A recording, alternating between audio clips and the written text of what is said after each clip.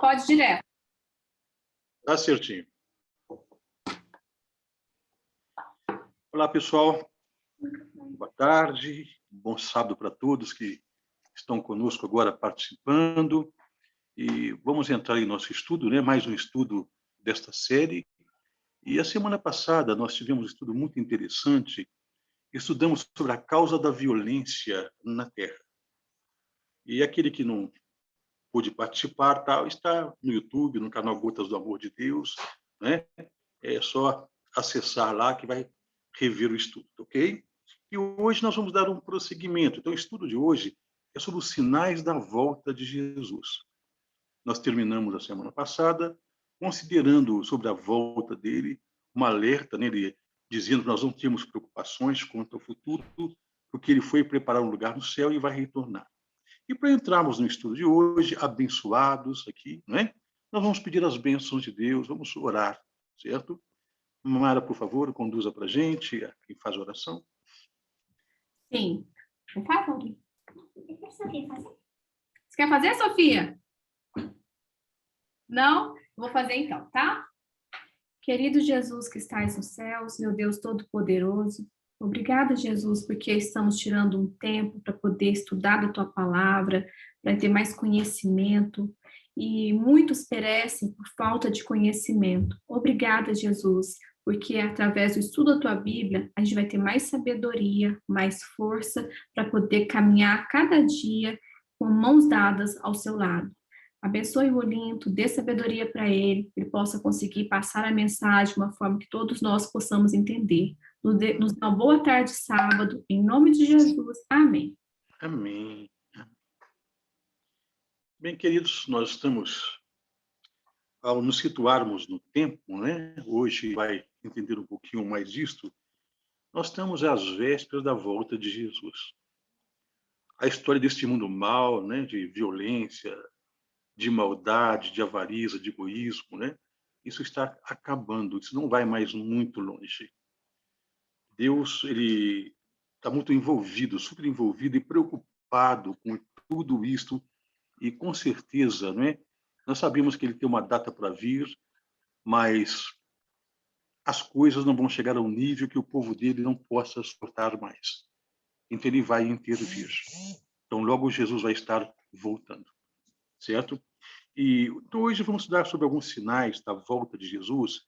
Esses sinais do estudo de hoje está relacionado às mudanças na geografia das nações.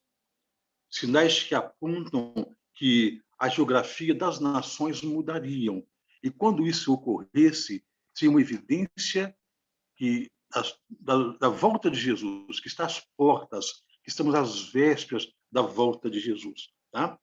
Olha, só o Novo Testamento, como eu citei outras vezes, nós encontramos aqui 315 citações a respeito da volta de Jesus. 315 só no Novo Testamento. E aproximadamente umas 2.000 vezes na Bíblia toda. Tá? E quanto aos sinais, nós vamos nos reportar lá agora para Mateus capítulo 24. Mateus 24, o versículo 3, tá? É uma pergunta que os discípulos fizeram ao Senhor Jesus. Mateus 24, o versículo 3.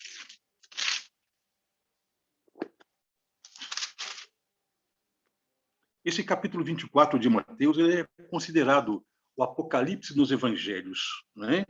Então, o versículo 3 diz que no Monte das Oliveiras achava-se Jesus assentado. Quando se aproximaram dele os discípulos, em particular e lhe pediram: dize-nos, quando sucederão estas coisas e que sinal haverá da tua vinda e da consumação do século? Jesus tinha falado um pouquinho antes, né, a respeito de Jerusalém, destruição de Jerusalém e tudo, do templo. E agora os discípulos dizem: Senhor, quando isso vai acontecer? E que sinais, né, haverão da consumação do século? Ou seja, que sinais o Senhor nos fala a respeito do fim do mundo? Que para os discípulos, a destruição da cidade santa, o templo sendo destruído, para eles era o fim do mundo. E eles relacionaram a volta de Jesus com o fim do mundo e pediram sinais desse retorno na volta de Cristo. Tá bom? Então, os discípulos relacionavam o fim do mundo com a volta de Jesus. Nós entendemos, de acordo com Mateus 24 ainda, o versículo 36, 24 e 36, que esta data da volta de Cristo é um segredo do Pai. É um segredo não revelado aos homens, nem a anjos. Né? 24 e 36. Mas a respeito daquele dia e hora, alguém sabe? Como é que está na Bíblia? Ninguém. Ninguém. Quem Nem sabe? os anjos, nem o Filho, senão o Pai. Logicamente que Jesus, quando na Terra, ele tinha uma missão a cumprir, vencer o mal, pagar pelos resgate. Acredito ainda não, naquele período não está definido a data da volta de Cristo. Mas Jesus, sendo Deus, é um com o Pai, obviamente que ele sabe o dia do seu retorno, certo? Mas este segredo nem aos anjos está revelado, quanto mais aos mortais. Então, se porventura alguém vier marcando uma data para o fim do mundo, como tantas pessoas já fizeram, outros ainda se arriscam, não é? Pode considerar como um falso profeta, alguém que não está falando conforme os oráculos de Deus, ok? Então, uma data não revelada, mas a volta dele é certa. E os discípulos não pediram uma data, pediram sinais.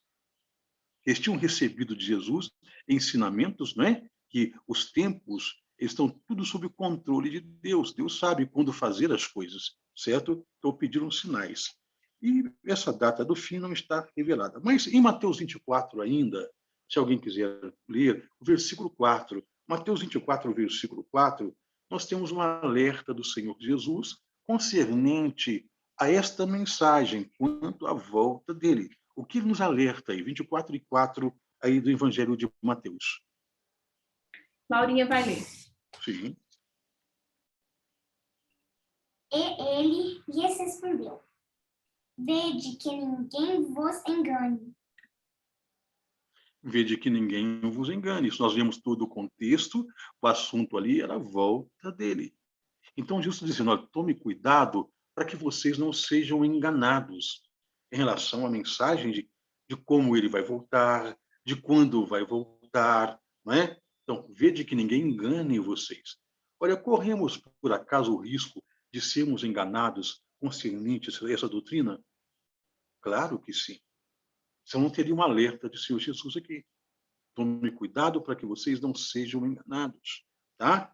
Então, esse é o alerta, para nós não sermos enganados a respeito de quando Jesus vai voltar, porque é um ensinamento que ele será deturpado, está sendo deturpado por muitas pessoas e muita gente está sendo enganada, ok? Eu, como dou estudo para pessoas de várias religiões e crenças, eu ouço as coisas mais absurdas concernentes à volta de Cristo, tá? Então, no outro momento, nós vamos falar a respeito disso, ok? Mas esses sinais da volta de Cristo, onde é que eles seriam notados? Onde é que eles seriam observados? Em que parte do mundo eles seriam observados? Ao lermos em Marcos 11, o verso 17, Jesus, Marcos 11, 17, Jesus usa palavras aqui de que o evangelho ele alcançaria o mundo inteiro. Tá? 11, 17 de Marcos.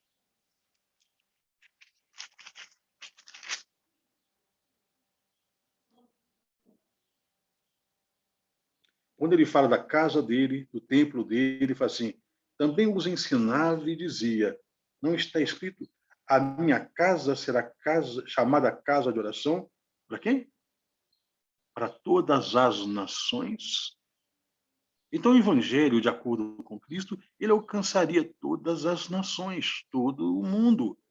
É porque a ordem dele, Mateus 28, verso 19, é de por todo o mundo e pregar o evangelho a toda a criatura.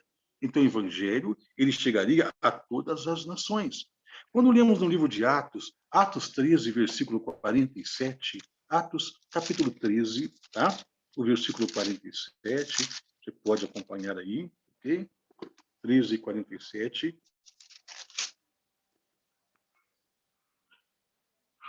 Onde o evangelista Lucas ele relata palavras de Paulo aqui, né, e fala assim, porque o Senhor assim nos determinou, e te constituí para a luz dos gentios, a fim de que sejas para salvação até os confins da terra. Gentios, aqui é o termo no grego goim, pessoas que não eram judeus. Então, de acordo com a palavra de Deus, o evangelho deveria sair daquele meio judaico, deveria sair de Jerusalém e atingir todos os povos.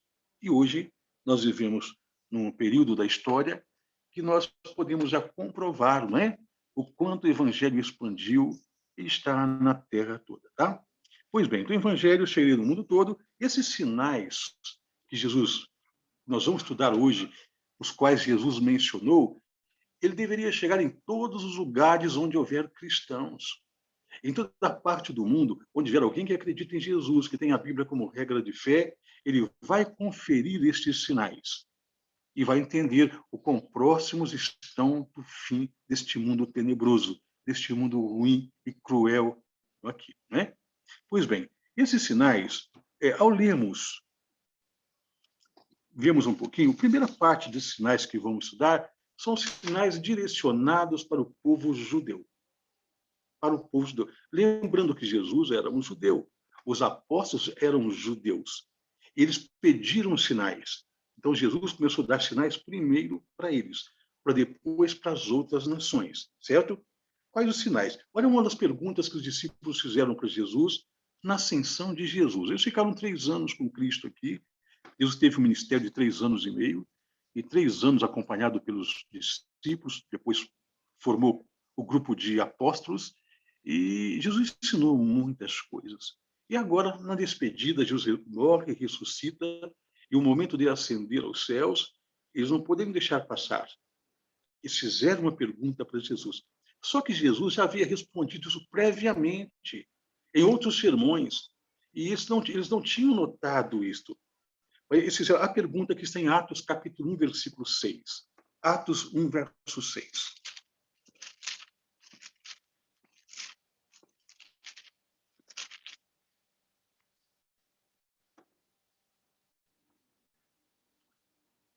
Alguém quer ler, por favor? Eu posso ler o link? Por favor, pode sim. Tá. Atos 1, 6. Verso 6, sim.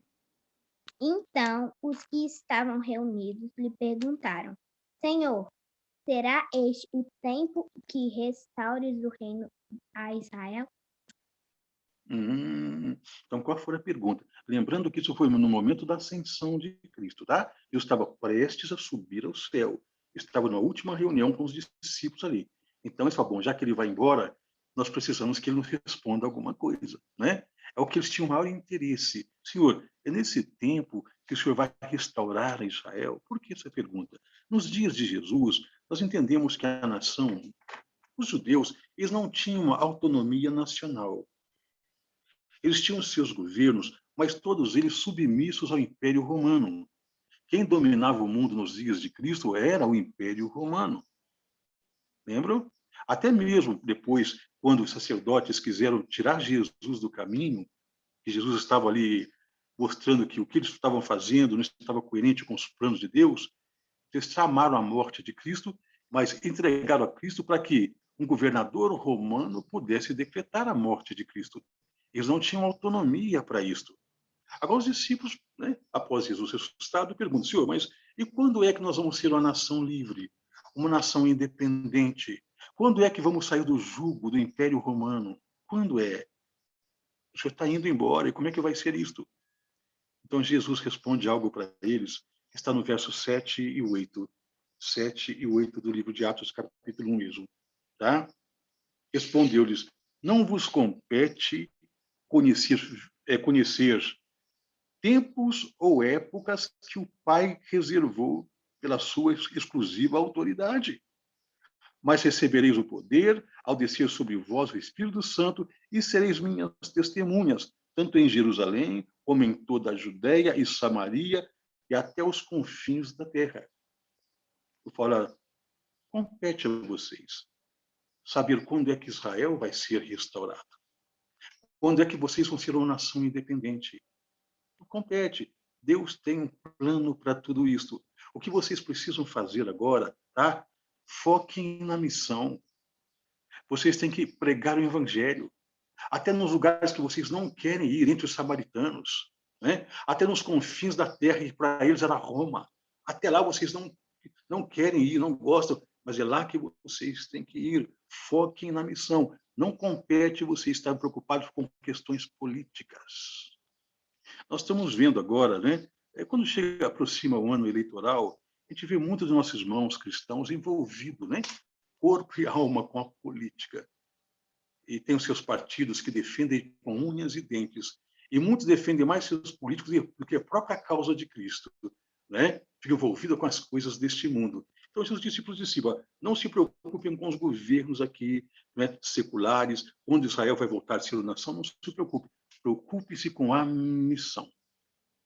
Mas Jesus, ele poderia ter respondido para eles, olha, Israel vai ser restaurado, vai voltar a ser uma nação em tal data. Sim, ele poderia responder. Tá? E nós vamos descobrir isso hoje. Só que Jesus os poupou de uma tristeza muito grande. Tinha coisas para acontecer com a nação judaica antes que eles se tornassem uma nação independente. Tá? Então, não compete vocês se preocupar com isso. Deixem para Deus. Envolvam-se com a missão. Só que essas respostas, Jesus já as tinha dito ao longo de seu ministério. Certa vez, ao lermos aqui no livro de Marcos, Marcos capítulo 13, versículo 28, Marcos 13, verso 28, 13, 28, diz, certa vez, ele usou dos recursos da natureza, como sempre fazia, para ensinar lições. Né? Fazia, aprendei, pois, a parábola da figueira. Quando já os seus ramos se renovam e as folhas brotam, sabeis que está próximo o verão. Jesus usou a figueira como um tipo de ensinamento. Aprendam com uma figueira. Há um determinado tempo no ano que as folhas se renovam, os brotinhos. Então, esse período está aproximando o verão, o tempo da luz. Mas, certa vez, Jesus passa por uma figueira, em Mateus 21, verso 19 e 20, Mateus 21, verso 19 e 20, ele passa por uma figueira e faz algo ali que, para quem às vezes não entende o que aconteceu, vai até achar que Jesus era temperamental. Né? Em Mateus capítulo 21, verso 19 e 20, diz o verso 18, tá bom? Cedo de manhã, ao voltar para a cidade, teve fome. E vendo uma figueira, estou lendo o verso 19 agora, e vendo uma figueira à beira do caminho, aproximou-se dela. E não tendo achado senão folhas, disse-lhe, nunca mais nasça fruto de ti. E a figueira secou imediatamente. Olha, não parece uma atitude temperamental de Cristo? Olha, você não tem fruto, eu te amaldiçoo, e ali a árvore morre. Não. Eram lições que Jesus queria ensinar.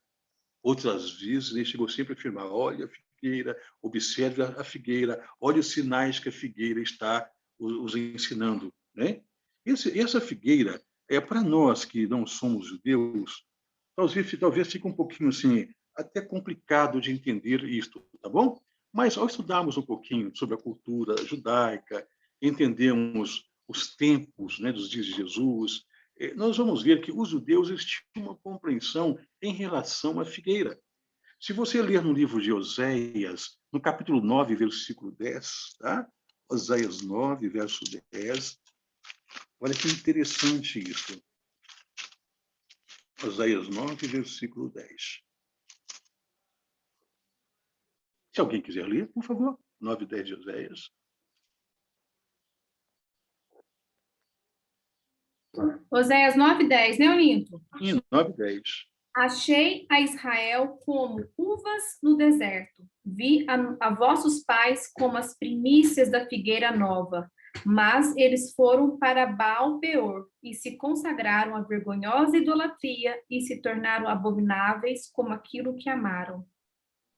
Nossa, interessante, né? Olha como Israel, aquela nação é comparada, né? É comparada como uvas aqui também, né? É como uvas no deserto e como as primícias da figueira nova. Então a figueira era símbolo para aquela nação, tá? Uma figueira nova, mas uma nação que se apostatou, foi para o paganismo, né? e se consagraram à vergonhosa idolatria e tornaram-se abomináveis. Deus estava repugnando, rejeitando aquela nação. E se nós olhamos para o perfil de Israel nos dias de Jesus, não é? Nós vemos que o povo judeu estava dividido em 6 grupos. 6 grupos. E 6 grupos que havia uma discordância tremenda em relação até a doutrinas entre eles. Muitos estavam envolvidos até com paganismo mesmo. A gente vê o egoísmo entre a classe sacerdotal, a gente vê a violência que os sacerdotes cometiam. Né? Então, é uma nação que, de fato, ela não estava produzindo frutos dignos pelas quais Deus a estabeleceu. É um povo, se nós formos olhar o povo, hoje Israel no mapa mundi, ele está no centro populoso do mundo, bem no centro. Né? Quando a nação foi retirada lá do cativeiro egípcio, né?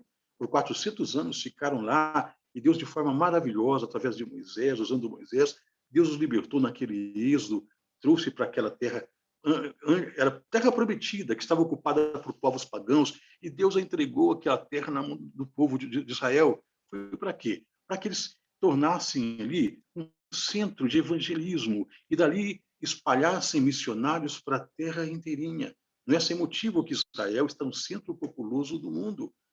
Mas diz a palavra de Deus que esse povo, eles se partiram para a idolatria, para as coisas erradas. Não é? Agora, quando Jesus passa, ele fala assim, aprendam como a figueira. Ela vai se renovar. Vai chegar o tempo da luz para ela. Mas ele passa por uma figueira e amaldiçoa. Aquela figueira seca instantaneamente, imediatamente. O que Jesus estava passando? Que mensagem estava querendo dizer? Que aquela nação tinha caído no descontentamento de Deus. Eles não produziam frutos dignos de representantes do reino de Deus na terra. E era uma árvore seca espiritualmente, embora frondosa, embora cheia de folhas, uma árvore bonita, mas que não produzia frutos. Tá? Agora, então Jesus já tinha mostrado parte da história ali do povo de Israel, uma árvore, nação que estava em uma condição de morte espiritual. Mas essa nação, ela iria ressurgir um dia, tá? Ela iria ressurgir. Até o profeta Isaías, 700 anos antes de Cristo, ele falou a respeito disso. Isaías 66, versículo 8. Isaías 66, verso 8.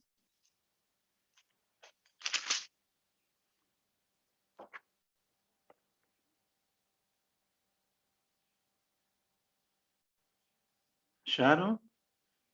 Quem jamais ouviu tal coisa? Quem viu coisa semelhante?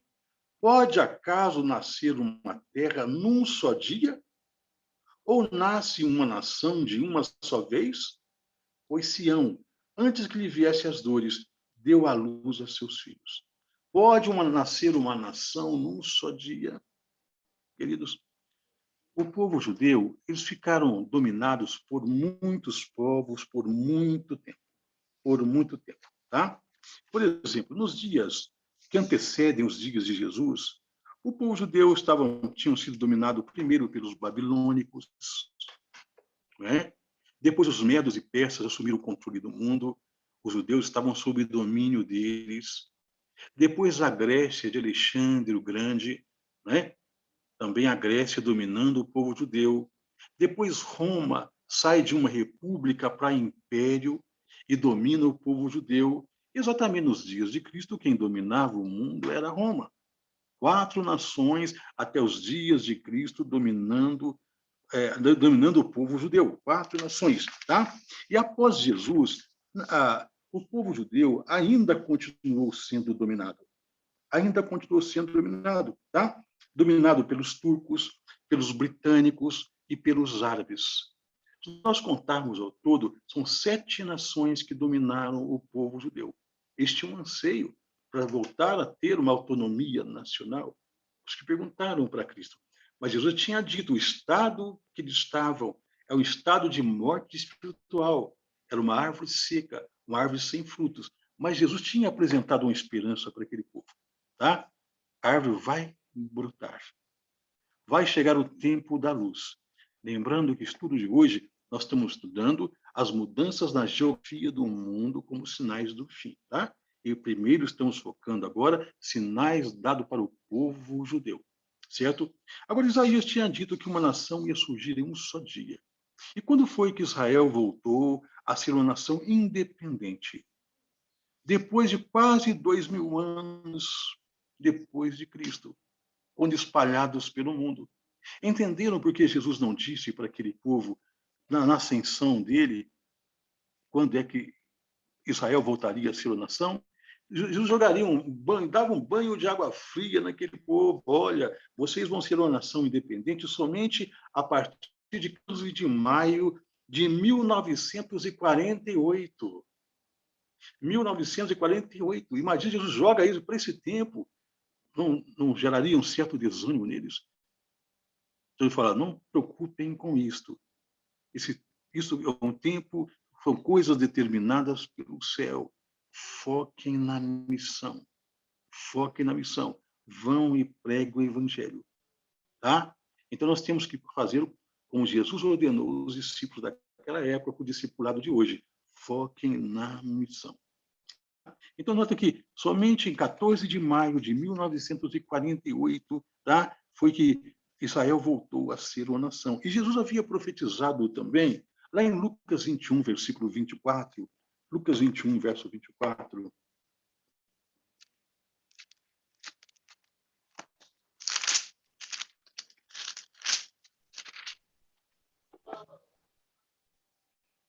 Se acharam, podem ler, tá bom? Lucas 21, 24. Verso 24. Cairão a fio Sim. e serão levados cativos para todas as nações, e até que os tempos dos gentios se completem, Jerusalém será pisada por eles. Olha, era algo que os discípulos não tinham considerado antes que eles fossem restaurados. Eles passariam por uma perseguição tremenda. E isso quando? Quando Jerusalém fosse cercada, quando ela fosse sitiada. Ao lermos desde o versículo 20, aí, o 21, verso 20, ó, quando, porém, vides Jerusalém sitiada de exércitos, sabeis que está próxima a sua devastação.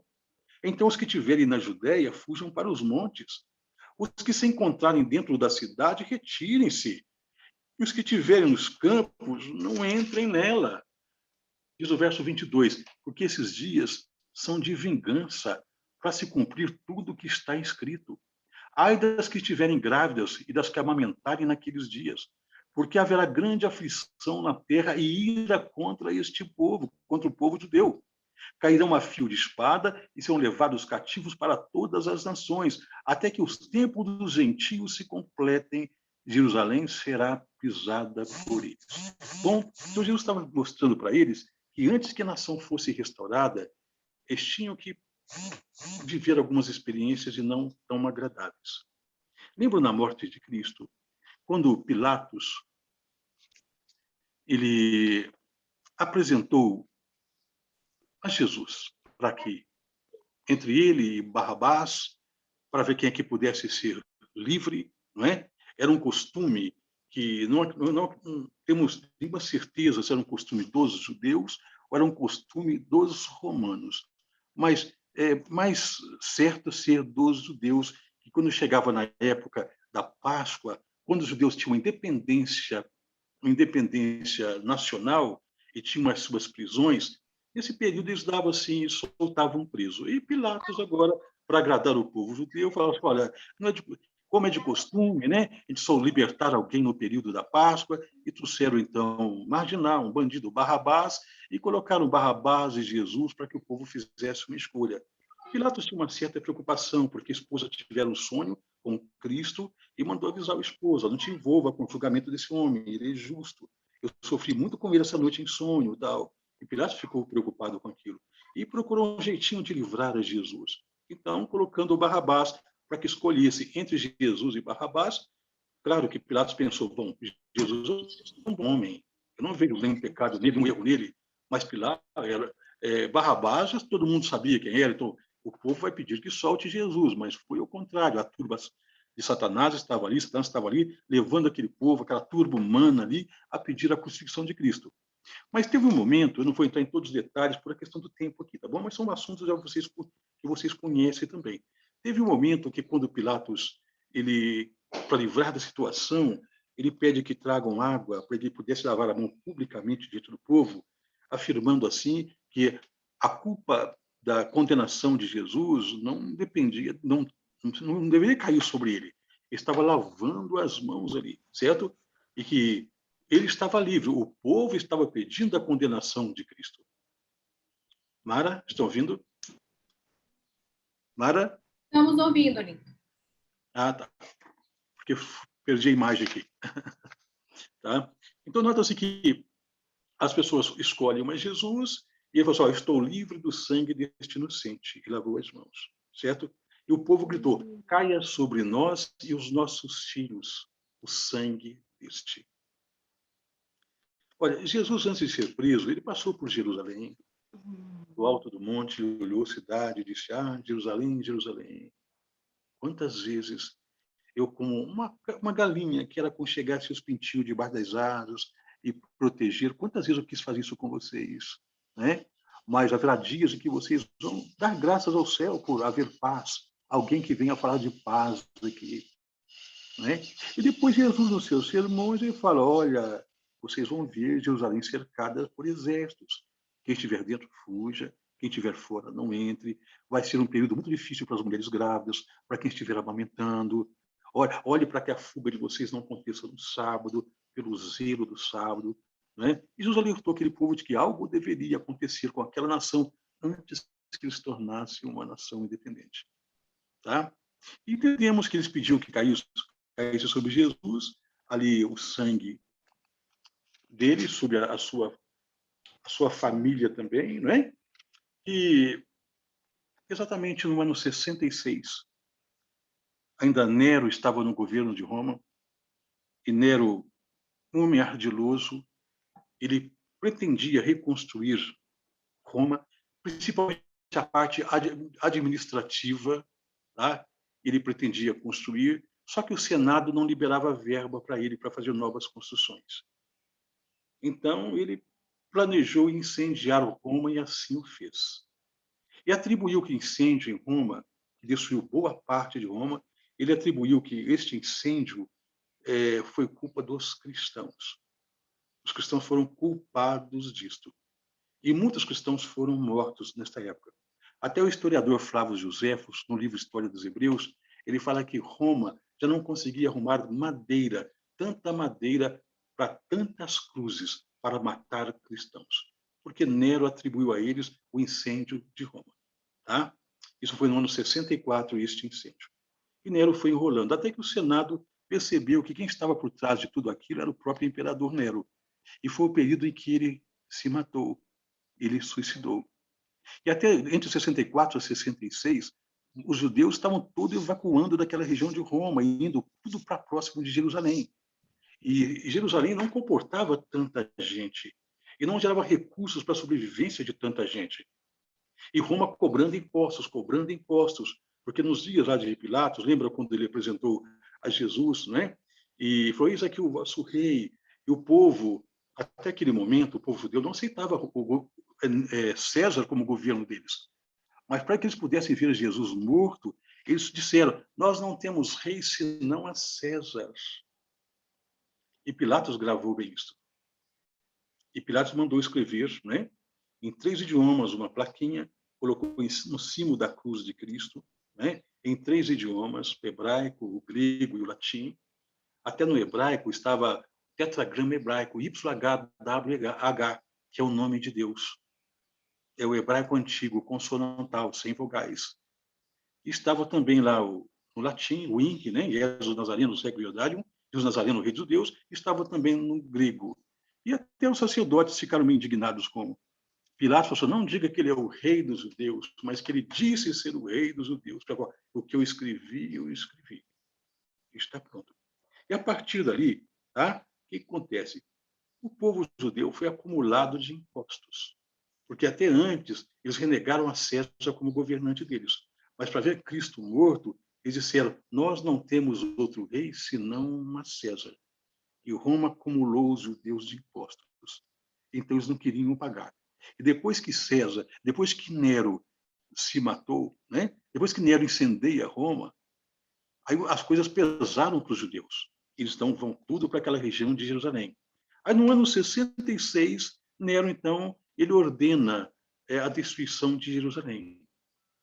Então Céstio, o imperador, vai com suas tropas para lá. Ele cerca a cidade por 5 dias. E a história diz que tambores rufavam dia e noite em guerras de nervos. Quem estava lá dentro não dormia. A qualquer momento, o exército romano poderia invadir. E foi uma situação muito delicada. Mas, de uma hora para outra, aquele general retira-se com as tropas. Ele vai embora. Aí o povo judeu, ao invés de aproveitarem, lembrar do ensino de Jesus, quem estiver dentro, fuja. Né? Muitos fugiram. Mas muitos não ficaram felizes com aquilo. Formaram milícias e foram perseguindo a retaguarda do exército romano. E quando Céstio volta para Roma, quem estava no comando de Roma, em lugar de Nero, era Arquelau, um militar, um general.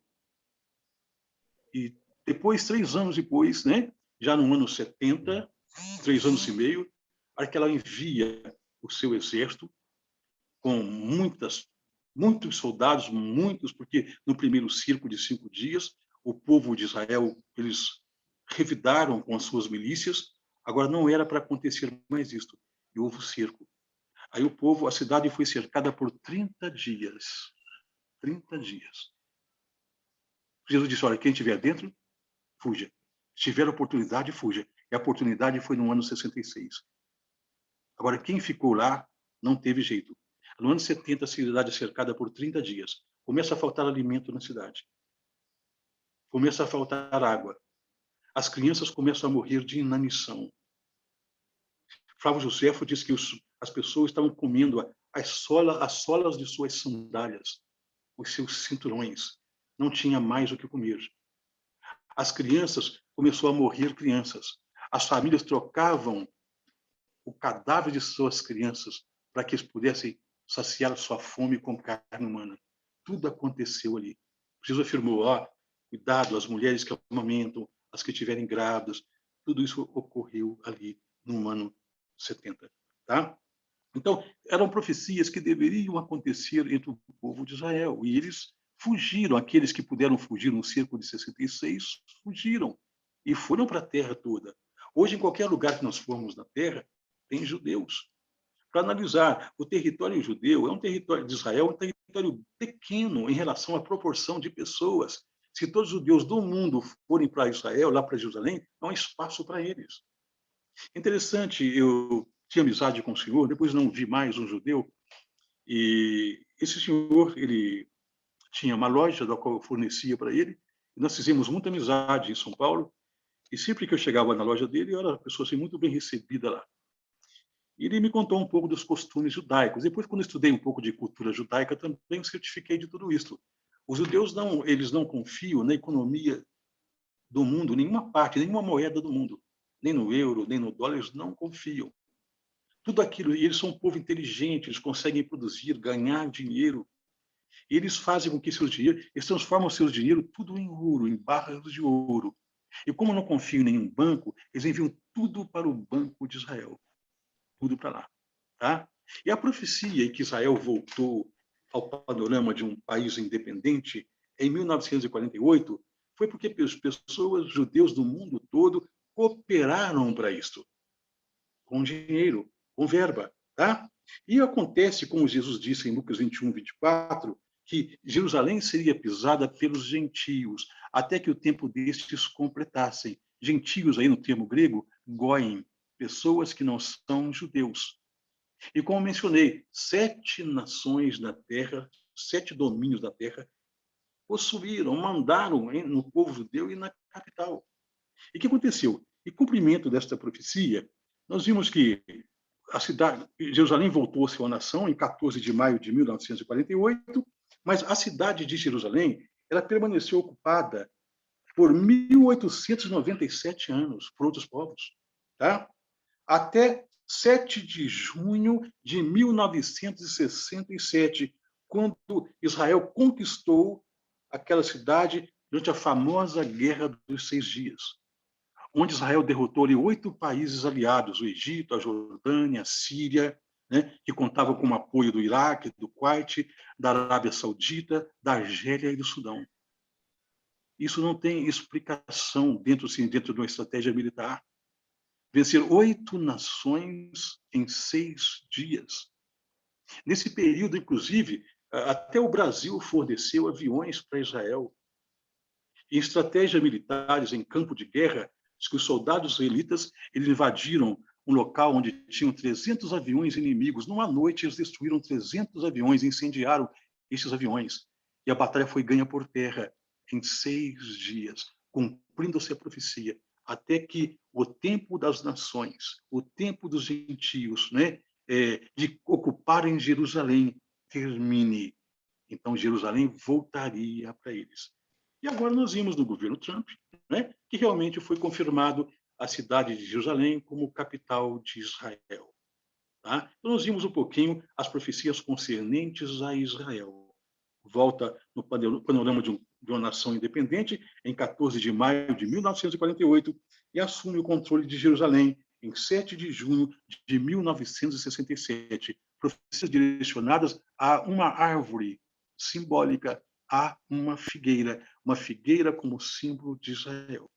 Mas como o tema da lição de hoje, ele aponta, né, para mudanças na geografia das nações, então o negócio não é só com Israel. Tá? Se nós olharmos em Marcos 13,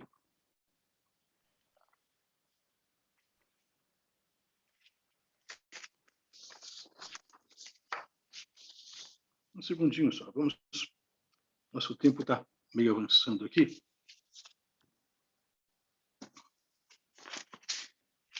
Em Lucas 21, os versos 29 a 33, Lucas 21, de 29 a 33, tá? Nós temos também aqui algo mais que Jesus fala que é super interessante. 21, de 29 a 33. Ok?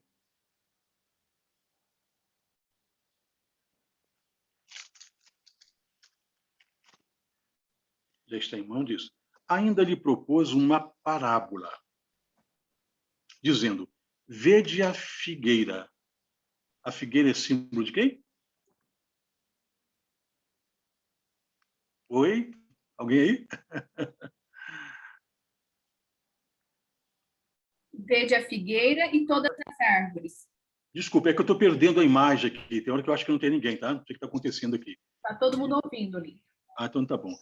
Então, dizendo, vede a figueira. Se a figueira é símbolo de uma nação, que é Israel, e essas outras árvores? É símbolo de outras nações, concordam? Vede a figueira e todas as árvores. Quando começam a brotar, as outras árvores brotando, vendo-os, sabeis por vós mesmos que o verão está próximo. Assim também, quando virdes acontecerem estas coisas, sabeis que está próximo o quê? O reino de Deus. Em verdade vos digo, estou lendo o verso 32, em verdade vos digo que não passará essa geração sem que tudo isso aconteça. Passará o céu e a terra, porém as minhas palavras não passarão. Vede a figueira, quer dizer, olhem para Israel e vê também as outras árvores, as outras nações. As outras nações também vão começar a brotar. E quando as outras nações começarem a brotar, está chegando o tempo do reino de Deus. E as pessoas que viverem nesta geração, que vê as nações brotar, elas vão ver a volta de Jesus. Olha aí, nações brotando, queridos, sabe que a partir de 1990 para cá, surgiram-se 34 novas nações. 34, tá? Namíbia, ela rompeu com a África do Sul em 1990 e se tornou independente. O Iêmen também, né? 2 países que unificaram para formar o Iêmen, que era a República Árabe do Iêmen, era uma nação forte de tradição islâmica, né? Que ocupava assim a parte norte do território, uniu-se com a República Democrática do Iêmen. Quer dizer, une, separa e se une. Duas nações aqui formam nação, estão brotando. Tá? Olha, países que surgiram da Iugoslávia. Eslovênia, em 91, Croácia, em 91, Bósnia, em 92, Herzegovina, em 92, e Macedônia, entre 91 e 93, e Sérvia, em 92. Tá? Montenegro rompeu com a Sérvia, depois tornou-se um país independente. E Kosovo também rompe com a Sérvia em 2008 e se torna um país independente. Países que surgiram da Tchecoslováquia. Eslováquia, em 1993, e República Tcheca, em 93. Eritreia rompeu com a Etiópia, em 93 também. Países que surgiram das ilhas do Pacífico das Nações Unidas. Ilhas Marshall, Micronésia e Palau. Ilhas Marshall, em 91, Micronésia, em 91 e Palau, em 94. Timor-Leste, em 2002, que rompeu com a Indonésia. Né? 2011, surge o Sudão do Sul, que rompeu com a Somália. Em 2020, agora, o Reino Unido rompeu com a União Europeia. E se nós voltarmos lá para 1991 e ver a antiga União Soviética, só de lá são 15 nações. 15. Tá? Só daquela potência gerou lá a Armênia, além da Rússia, que é o maior, né? Armênia, Azerbaijão, Bielorrússia, Estônia, Geórgia, Cazaquistão, Kirguistão, Letônia, Moldávia, Lituânia, Tajiquistão, Ucrânia, Turcomenistão, Uzbequistão. 34 novos países desde 1990 para cá. Olha como mudou a geografia das nações na Terra. Sinais do fim. Ele disse, olha, quando vocês verem as outras árvores brotando, o que vai estar chegando? O que vai estar acontecendo? Vamos reler novamente, 21 de Lucas, verso 29 em diante. Ó. Ainda lhe propôs uma parábola dizendo, vede a figueira, vede Israel, e todas as árvores, todas as nações, quando começam a brotar, vendo e sabeis por vós mesmo que o verão está próximo, é o tempo da luz. Assim também, quando virdes acontecerem estas coisas, sabeis que está próximo o reino de Deus. Em verdade vos digo, não passará esta geração. Nós estamos vendo essas coisas sem que Cristo venha. Passará o céu e a terra, porém as minhas palavras não passarão, ou não irão cair por terra. Tá? Bom, então, diante desses acontecimentos, o que Jesus pede para a gente? Lucas 21, verso 28. O que ele pede para a gente?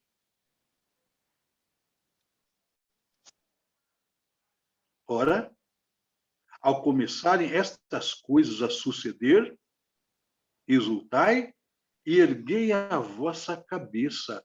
Por quê? Porque a vossa redenção... A vossa vontade. Olha, quando estivermos vendo essas coisas, e nós estamos vendo isso, mudança na geografia do mundo, países rompendo, desmembrando, surgindo novos povos, uma nova geografia de nações. Quando essas coisas estiverem acontecendo, Deus disse, olha, olhe para cima, meu querido. Deixe as coisas seculares. Não prioriza o ganhar dinheiro e tudo, não. Viva normalmente aqui, mas não coloque os teus sonhos aqui, não. Deus está dizendo, eu estou voltando. A redenção de vocês está próxima. Deus vem para nos livrar do domínio do mal. Ele vem para nos livrar desse mundo violento no qual o diabo afirma ser o dono. Não é? Embora Cristo já pagou pelo resgate, derramou seu sangue por nós, o diabo insiste em dominar isto aqui, insiste em escravizar as pessoas, criar circunstâncias dentro de governos que as pessoas vivem oprimidas. Então, não vamos colocar o nosso foco hoje na questão da política, porque está bem, porque não está, quando é que o Brasil vai melhorar, quando é que o mundo vai tomar o rumo. Olha, os discípulos, olha o foco de vocês, envolvam com a pregação do Evangelho e se preparem. Vocês estão vendo esses sinais? Olhem para cima, olhem para Deus agora. Atente para as coisas espirituais. O tempo está findando. Quando começar estas coisas, erguei a vossa cabeça, se alegrem. A vossa redenção está próxima. Tá? Então, hoje nós ficamos com esta parte do estudo. Nós vimos as mudanças na geografia do mundo, tá? E com os sinais do tempo do fim. Agora, semana que vem, vamos dar um pouquinho mais dos sinais também. Sinais do mundo político, social e religioso. Tá? sinais dessas 3 áreas no mundo político. Veja como está a política, essa bagunça. Isso é bíblico. Tá? Tô lindo. Todo mundo, sim? Tudo bem? Tudo bem com vocês Tudo. todos aí? É Fátima. Oi, Fatinha. Tudo bem? Deixa eu abrir a Tudo imagem jóia. aqui. Eu estou sem imagem aqui, não sei por quê. Eu sei, eu tenho ouvido aqui, eu ouvi você falando. Bom, concluindo essa questão toda aí, só quem é cego que não está enxergando a coisa acontecer, né? E de forma acelerada, né, Olinho? Porque Muito. a palavra de Deus diz que no final dos tempos os últimos acontecimentos seriam acelerados. É verdade.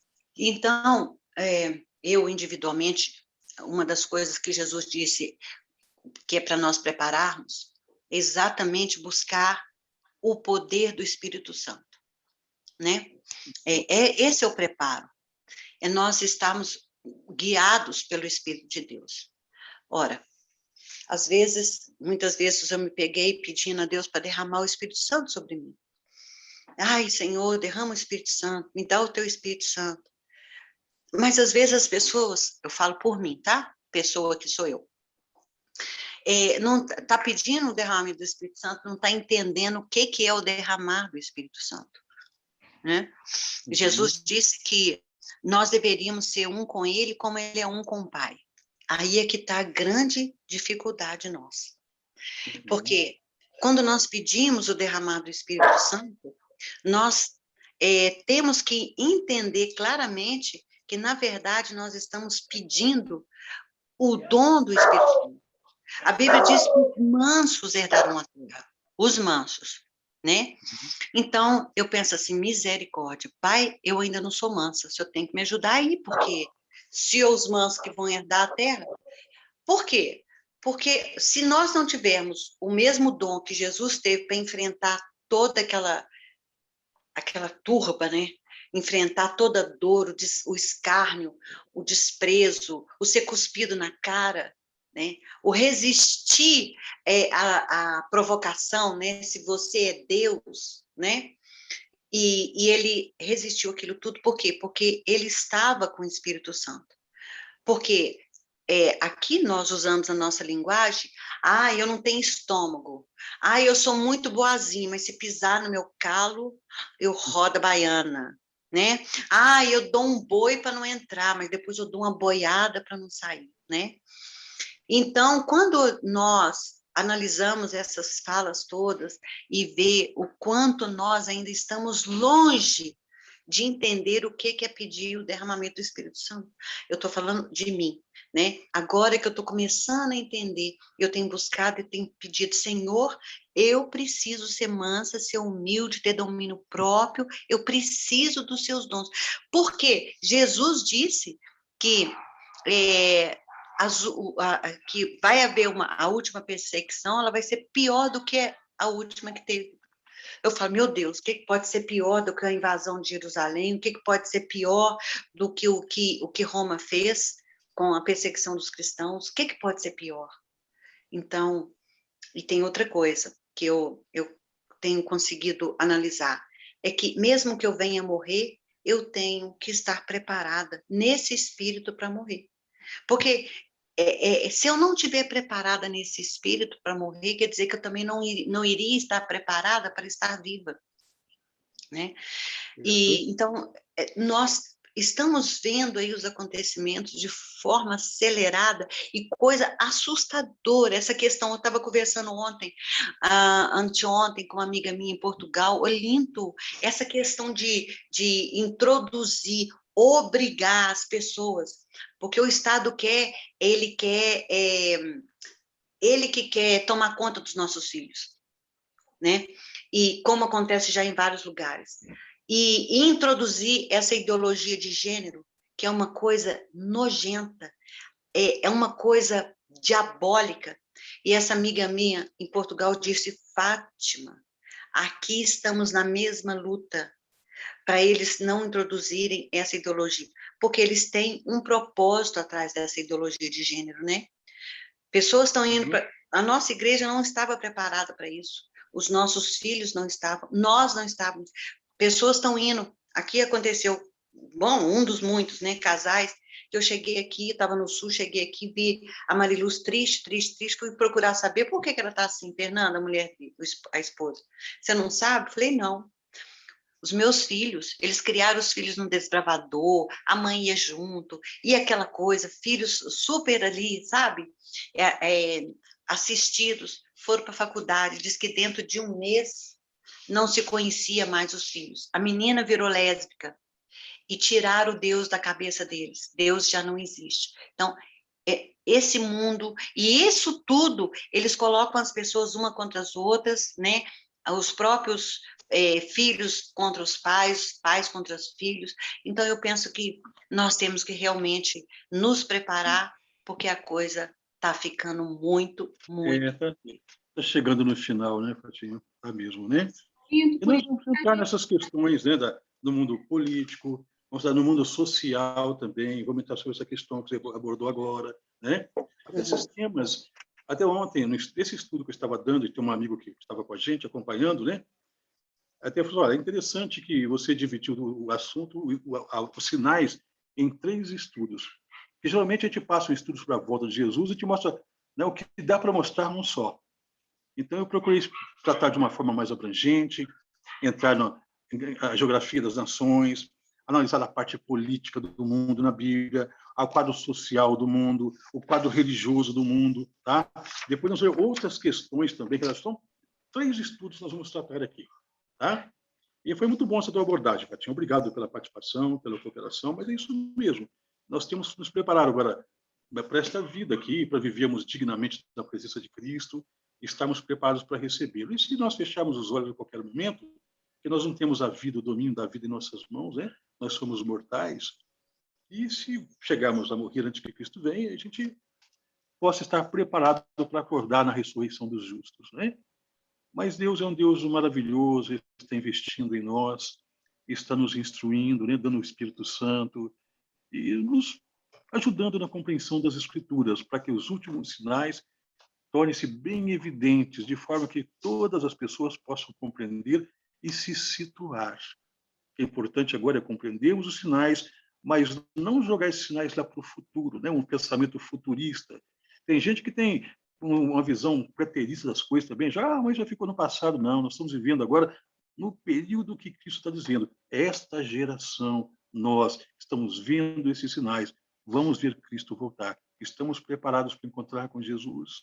Tá? Então, como nós vamos dar mais sobre os sinais da volta de Jesus, nós também, nesta série, nós vamos tratar de como nos preparar para recebê-lo. Porque a geração em que Cristo veio a primeira vez não estavam preparados para recebê-lo. Embora Deus enviou muitos profetas antecederam a Cristo, falaram, anunciaram o Messias, mas quando Jesus veio, Cristo foi rejeitado pelos seus. Agora, está esta geração preparada para receber a Jesus? Né? E que a gente não possa cometer o mesmo erro que muitas daquelas pessoas cometeram, de deixar passar o tempo de oportunidade para crescer, para conhecer e se preparar. E a nossa série de estudos é isto. Conhecermos os eventos, os acontecimentos, as profecias, mas também nos condicionarmos para viver a cada momento e esperar Jesus aqui, né? De maneira digna, que o honre e que a gente possa participar do reino dele. Tá bom? Queridos, obrigado pela participação de todos, pela atenção, pela tolerância. Tá? Mas nós vamos entrar agora no final, acho que nosso tempo já expirou também. Olinto, só rapidinho, um segundo. E agora, nós temos Laodiceia, né? O que nós temos muito que nos preocuparmos é de não sermos laodiceanos, porque a última igreja é Laodiceia, e Jesus diz, estou a ponto de vomitar-te da minha boca. Por quê? Porque está todo mundo levando, sabe, não, isso Deus vai desculpar, Deus, né, tantas coisas, a gente está vendo divórcio dentro da igreja, tanta tristeza dentro da igreja, famílias sendo desfaceladas dentro da igreja e tudo, e as pessoas se esquecendo dessa questão da proximidade da volta de Cristo. E é lamentável, né? E precisa, então, a gente buscar a Deus com muita veemência, né? Porque essa política aí é para destruir famílias, né? Para destruir essa ideologia, para destruir as mentes das pessoas, né? E o que mais o diabo ia atacar é família e o sábado, né? Porque nós estamos vendo aí o Domingo Verde que está chegando, né? Que vai ser destruído. E as famílias que estão sendo... Vamos chegar nesse família, as famílias estão, assim, tendo muito problema. Uhum. Vamos chegar nesses temas ainda, tratar com riqueza de detalhes, com tempo, tá bom? Mas fico feliz com a tua participação, viu? Pessoal, olha, todos que quiserem participar, assim como o Fatinho, falem, conversem, dê a sua posição, vamos enriquecer, vamos tornar bem interativo nossos encontros, tá bom? Nem que a gente tenha que dividir os temas, voltar para a semana que vem. A gente não tem pressa com isso. Nós temos que nos preparar aqui a cada momento, a cada estudo, ok? Queridos, eu agradeço a vocês, então, pela participação e, como sempre, nós vamos terminar agradecendo a Deus pelos cuidados, né? E pela assistência do Espírito Santo e pela concessão desse tempo tão maravilhoso que nós conseguimos ainda, né, pela graça de Cristo, administrar para estar juntos aqui e estudarmos a palavra de Deus. Tá? Mara, eu passo agora, como diz, passo a bola para você, termina o programa para a gente, tá bom? Oração. E vai fazer uma oração e a gente vai finalizar, gente. Querido Deus, amado Pai que está nos céus, meu Deus, eu te agradeço por tudo que o Senhor fez, meu Deus, abençoe esse nosso grupo de oração, meu Deus. Amém. Perdoe todos os nossos pecados, meu Deus. Meu Deus, por favor, abençoe esse grupo de oração, que a gente possa aprender da tua palavra, meu Deus. Amém. Faça que nós podemos ter uma boa semana e sempre possa seguir o teu caminho, meu Deus. Em nome de Jesus, amém. Amém. Gente, então, tchau. Amém. Tchau, um abraço para vocês, um feliz sábado. Obrigada, Mara. Um abraço a todos.